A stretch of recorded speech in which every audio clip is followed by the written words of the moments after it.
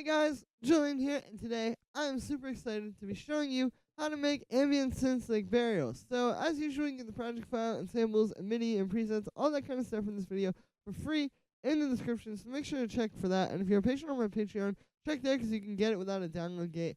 And yeah, let's get started. So, like I said, this loop you heard in the intro, and we're going to be focusing more on like the ambient side of burial synths. Believe it or not, everything in burial's music isn't just sampled. Like, if you look on the internet, there's a lot of resources where they'll tell you like they hear a certain preset here, or like they hear like a certain tonal quality of this particular hardware synth here and there. Like I think he is using a pretty, and did use in his older music that a lot of people are trying to emulate.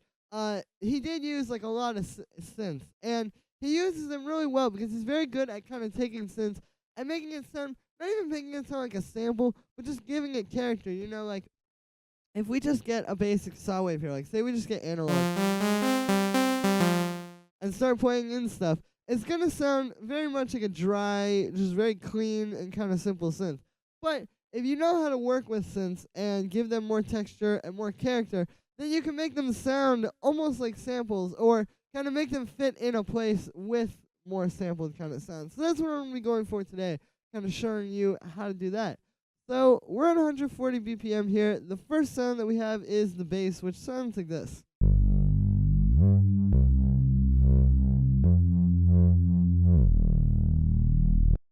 This is a really simple bass. It's just a reese bass. Here is the sound bass, or the notes. Basically what's happening is it's starting, we're in G minor here, so it's kind of like going on G and then sliding up to G, an octave up. I'm going to talk about that more when I go like into the synth. And then it just goes up to C, and then up to F, and then down to D sharp. It's not really that crazy. I mean, the main thing here is just kind of like the way you write the pattern. Like in this case, for example, because these synths are so like ambient and chill,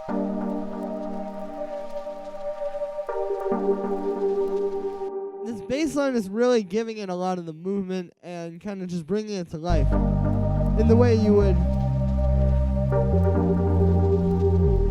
maybe normally do with other synths. So yeah, that's basically what's going on there. Like I said, it's not that hard. This is just like a bass line in G minor. You just want to go for that kind of dark, more almost like cinematic burial feel. And then also like the sliding is pretty important. Like I said, I'll talk about that with the synth a little bit. But definitely like having those notes sliding up an octave there, like right on this count.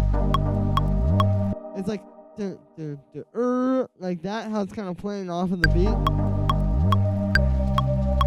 And then this one here. Dun, dun, like that kind of thing.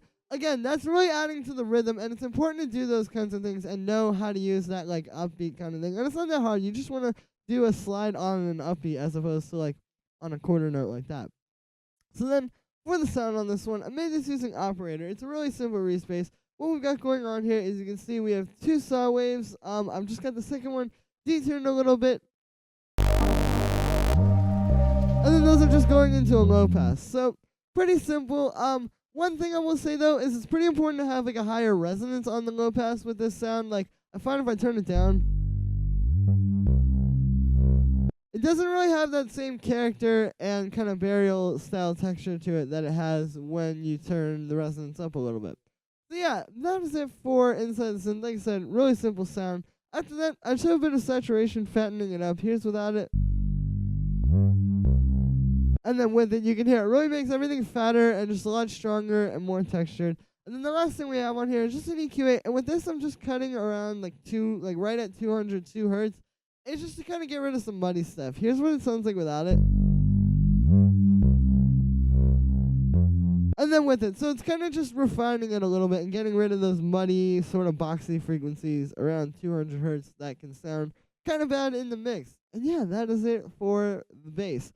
Next sound we have here is this little Dubby chord stab thing, which sounds like this.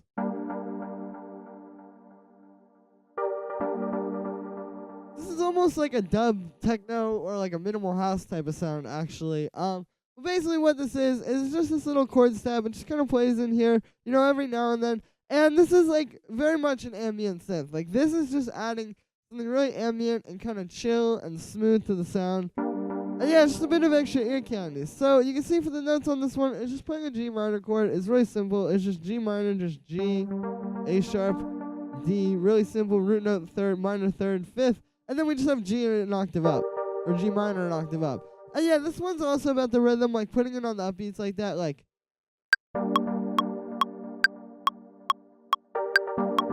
It's kind of similar to the bass. That upbeat rhythm really gives it a lot of movement. So then for the sound on this one, it's made using analog. It's a pretty simple sound. It's just 2 saw waves. You can see I have those going into a low pass filter.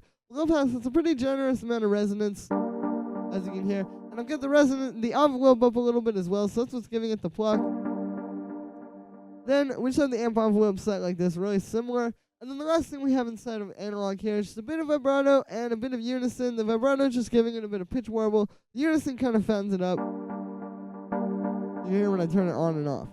After that, we just have a bit of chorus, just giving it a bit more kind of like, I guess, in a more spacey sound. Kind of adding to what the vibrato and the unison are doing. After that, we just have this echo doing dotted eighth notes. Pretty simple stuff here. The really Dubby echoes are good for this. It's like a really nice way to make this ring out. I feel like it gives a lot of texture to the overall sound. After that, we just have a bit of reverb for some space. You can see I've got the decay time up actually pretty high on this one, since this is such an ambient sound. And then the last thing we have on here is just a saturator, kind of fattening it up. You can see I just have the drive up on that. Here's without it. And then with it, this just really helps to give it some texture and take it away from just sounding like a dry synth going through some reverb and delay. So the next thing that we have here is this little ambient lead, which sounds like this.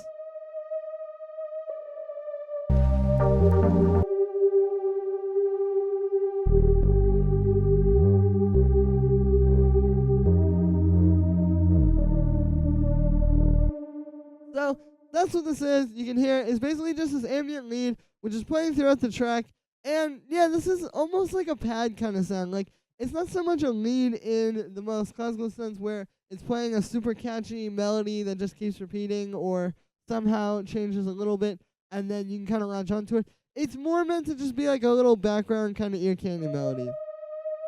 So yeah, and then you can see the notes here. It's just playing this D sharp and then going down to D, just the fifth and then the fifth one semitone up at the D sharp. Then it goes down to G and then it kind of drones on G and then it just does a D sharp and D down here. So it's not really that crazy, but it's more like how this is playing off of everything that's going on here. Like, because of everything else that we're playing underneath it and how well this fits with everything, it sounds a little bit more complicated than it is. Then for the sound on this one, I made it using analog. What it is, it's a really simple, just 2 saw waves going into a bandpass filter. You can see the bandpass is set like this. I have no envelope on there, but I do have the LFO on there, just moving kind of slowly, just sort of moving the frequency. Which you can kind of hear, it's just giving it some motion. If I turn that off, it's really dull. It just stays in one place. So when you give it the LFO, it kind of brings it to life a little bit more. Yeah, and that's also one of those kind of things, like, when you're using presets and you don't understand why the presets sound better than, like, just, like, making this sound on your own. This is kind of wise, because a lot of times, like, they'll have stuff, like, the little small details like this set up, and the small details are what make the big picture. So, yeah, then after that, just have the amp envelope set like that. And the last thing we have in here is just a bit of vibrato and a bit of unison. You can see I have the vibrato up pretty high, and then I have a pretty slow rate, so that's just kind of warbling along there. And then I just have a little bit of unison, pretty standard stuff. After that, I just have this chorus. You can see we've just got it set like this, just giving it kind of a bit more of like a unison, a vibrato type of feel. And the last thing on here is just a bit of reverb. You can see I just have the decay time up, got the dry wet up. And yeah, it's a long reverb. This is a really ambient sound. And that is it for that lead. Then the next thing we have here is this drone, which sounds like this.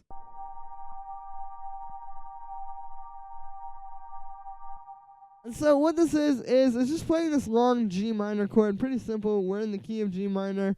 And then I have this kind of like FM pad sound. So basically what's going on here is we have this sort of like, not really that complicated FM waveform, which I've created just by putting these 4 oscillators together. You can see I've detuned the second one a little bit. These are all just sine waves doing FM. And then what's going on here is I have those going into a low pass filter. the idea here is it's kind of the same thing as like taking saw waves and then filtering them to get kind of like a deeper sound. That's what we're doing here. It's just with a little bit of a different sound because it's something that I made with FM as opposed to a saw wave or a square wave, which is something more standard. And yeah, it's really not that complicated, but this is a good technique because you can make your own sounds. Like, you're not just stuck with like the sound of a saw wave going into a low pass filter or the sound of a square wave going into a low pass. The only other thing I have inside of operator here is just a bit of vibrato, and the way I'm doing this is using the LFO. So you can see I have it on the pitches of all 4 oscillators, and then I have the rate up pretty medium, I guess you would say, and then I have the amount at like 3.8%. So it's just up enough where it's not like super noticeable like that, but it's just giving you a little bit of pitch drift. And again, it's the little things like this, like how I did the really slow LFO on the filter of that little lead, that really make the difference here and make your overall track a lot better. So after that, we just have a few things. I just have a bit of chorus just to give it like a bit more dimension. And kind of add to that like warbly sound. And the last thing we have in here is just a bit of reverb just to give it some space. And that is it for the drum. Like I said, it's really simple, but this is a good ear candy layer. Between this and that lead, you can hear it's adding a lot of space. If we turn this off, it kind of feels a bit dull. So yeah, and then the last thing that we have here is just the vinyl noise, which is made of 2 layers. We have this one, which is a bit more busy. This is kind of giving you like a more constant sort of like bed of noise, and then we have this one, which is a bit less busy, but it has a lot more kind of like bright high end to it. So this one is kind of adding some bright high end. So I like to layer my vinyl noises. It definitely helps. I do feel like this is part of like the ambient sound. Like, even though it's not like a pad with a bunch of reverb playing beautiful chords or a reese bass playing a cool bass line that gives the track a lot of movement, I still feel like these are, you know, by definition, ambient sounds. And these things are really important because making ambient sounds and making, you know, adding a sort of ambience to your tracks is all about having kind of like atmosphere. And the best way to add some atmosphere, in my opinion, is to take something from the real world and use a sound like this, like kind of some vinyl noise layered together, to really add a lot of texture to the overall sound and a lot of atmosphere. So yeah, and then the way I've done this here is, like I said, I just have these 2 layers.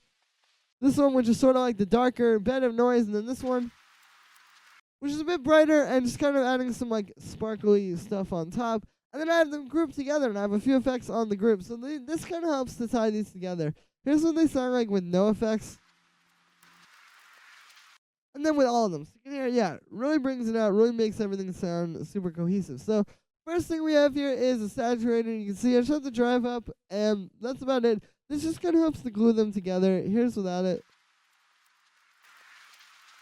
And with it, and beyond the volume boost, it is fattening them up a little bit and just giving them a bit more texture, like I said. After that, we have this EQ8, and with this, I'm just cutting out the low end, pretty simple. You can see there's a bit of stuff going on in like the deep low end and in this area, so just kind of cleaning that up and making room for everything else in the track.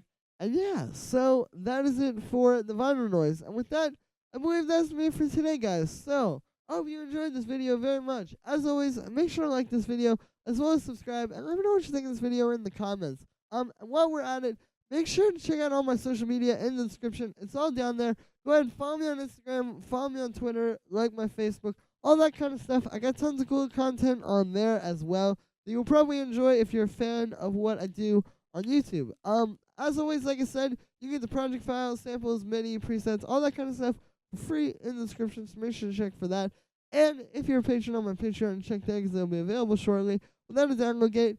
Thank you so much, everybody, and I will see you tomorrow with another video.